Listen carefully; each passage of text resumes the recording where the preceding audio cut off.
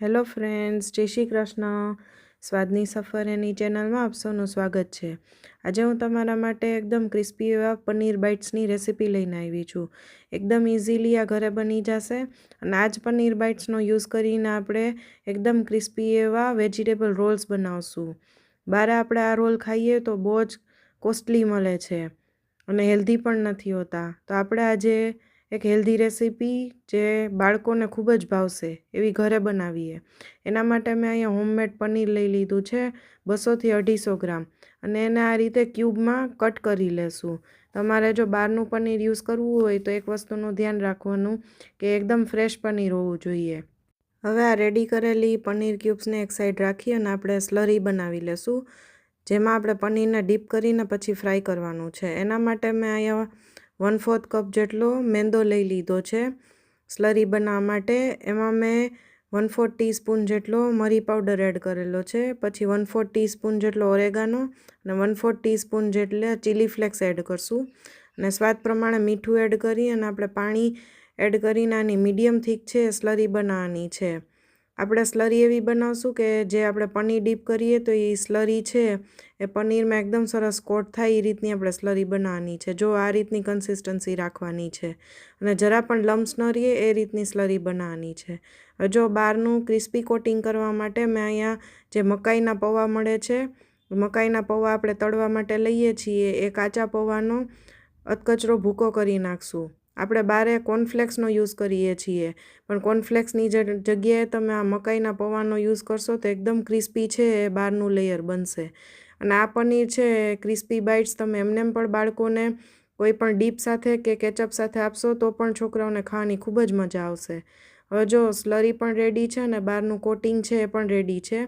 એટલે આ રીતે આપણે ક્યુબ્સ છે એને સ્લરીમાં ડીપ કરી મકાઈના પૌવા જે આપણે અધકચરા પીસેલા છે એમાં આપણે એકદમ સરસ કોટ કરી લેશું. સાઈડમાં મેં છે તેલ ગરમ કરવા રાખી દીધું છે અને આપણે બધા પનીર ક્યુબ્સ છે એને આ રીતે સ્લરીમાં ડીપ કરી અને બારેથીને એકદમ સરસ મકાઈના પૌવાથીને કોટિંગ કરીને પછી આપણે એકસાથે બધા તળી લેશું. જો આ રીતે એકદમ સરસ છે એ ફરતે કોટિંગ થઈ જાય એ રીતે આપણે કોટિંગ છે આનું કરવાનું છે. જો છે અને સ્લરીમાં છે આપણે સોલ્ટનું પ્રમાણ એ પ્રમાણે રાખવાનું છે, કારણ કે પનીર છે એ પણ એકદમ સાવ બ્લેન્ડ હશે સોલ્ટ વગરનું અને બારે જે મકાઈના પૌવાનું કોટિંગ આવશે એ પણ સોલ્ટ વગરનું હશે. એટલે સ્લરીમાં છે આપણે એ પ્રમાણે સોલ્ટ એડ કરવાનું. હવે જો તેલ છે એકદમ સરસ ગરમ થઈ ગયું હતું એટલે મેં એમાં પનીર ક્યુબ્સ છે ફ્રાય કરવા રાખી દીધી હતી અને એકદમ સરસ બ્રાઉન થાય, લાઇટ બ્રાઉન, ત્યાં સુધીને આપણે ફ્રાય કરી લેશું.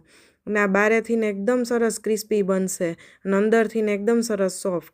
એટલે આ પણ તમે બાળકોને લંચ બોક્સમાં પણ ભરી દેશો ને તો એક હેલ્ધી રેસીપી થઈ જશે અને બાળકો છે ખૂબ ખાશે. જોવાનો અવાજ સાંભળો કેટલી ક્રિસ્પી બની છે એકદમ આ ક્રિસ્પી બને છે.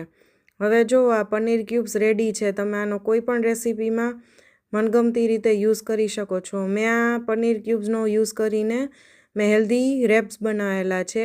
એના માટે મેં અહીંયા જે લેફ્ટ ઓવર રોટી પડી હોય આપણી એ રોટી લઈ લીધી છે અને એમાં મેં 2 ટાઈપના સોસીસ લગાવી દીધા છે. મેયોનીઝ લગાવેલું છે અને મેં અહીંયા બર્ગરમાં યુઝ થતો 1000 આઇલેન્ડ સોસ છે એ એડ કરેલો છે. રેડીમેડ માર્કેટમાં તમને ગમે ત્યાં મળી જશે. હવે તમે આમાં તમારા ચોઈસ પ્રમાણેના વેજીટેબલ્સ છે એ એડ કરી શકો છો. અને લાસ્ટમાં આપણે જે પનીર ક્યુબ્સ રેડી કરેલી હતી એ એડ કરી અને એડ કરશું લોટ્સ ઓફ ચીઝ. બાળકોથી માંડીને મોટાને કોઈ પણ રેપ તમે ખાતા હોય ગમે એવા હેલ્ધી હોય, ચીઝ ન હોય તો મજા જ ન આવે. એટલે થોડું ચીઝ તો એડ કરવું જ પડે.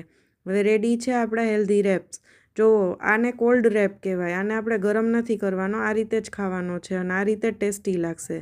અને આ પનીર ચંક્સનો યુઝ કરીને તમે પનીર ચીલી ડ્રાય પણ બનાવી શકો છો, ચાઇનીઝ રેસીપી. તો આ રીતે તમે આ પનીર ચંક્સનો યુઝ ક્યાંય પણ કરી શકશો. તો આ રેસીપી એકવાર જરૂરથી ઘરે ટ્રાય કરજો અને કમેન્ટ કરીને મને જરૂરથી જણાવજો. Thank you. Bye bye.